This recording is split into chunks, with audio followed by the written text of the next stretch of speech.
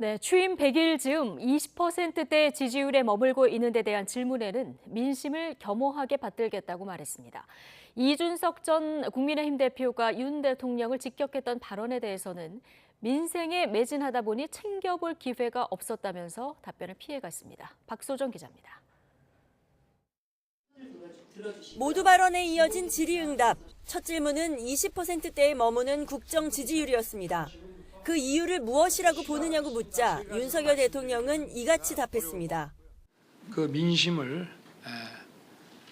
겸허하게 받드는 것이 중요하다고 생각하고 여러 가지 그 지적된 문제들에 대해서 국민의 관점에서 세밀하게 꼼꼼하게 한번 따져보겠습니다.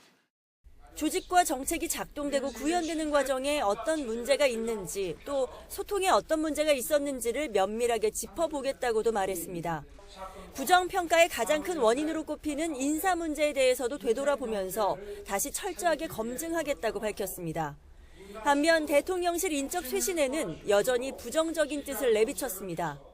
어떤 정치적인 국면 전환이라든가 이런 지지율 반등이라고 하는 그런 그 정치적 목적을 가지고 해서는 저는 안 된다고 생각하고 연일 윤 대통령과 이른바 윤핵관을 향해 비난을 퍼붓고 있는 이준석 전 국민의힘 대표에 대한 질문도 빠지지 않았는데 이준석 전 대표가 최근에 윤석열 대통령도 직접 겨냥을 해서 여러 가지 지적들을 하고 있는데 윤 대통령은 민생과 국민 안전에 매진하다 보니 다른 정치인 발언은 챙길 기회가 없었다는 말로 답변을 피했습니다.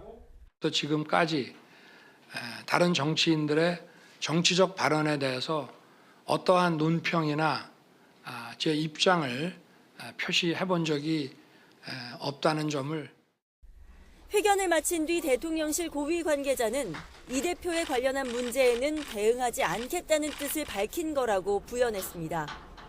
지지율 하락의 원인으로 꼽힌 김건희 여사 사적 수행 논란이나 윤 대통령과 권성동 원내대표 간 문자 유출 사건, 또 최근 수해 속 퇴근 논란 등 민감한 현안은 추가로 질문이 나오지 않았습니다. YTN 박소정입니다.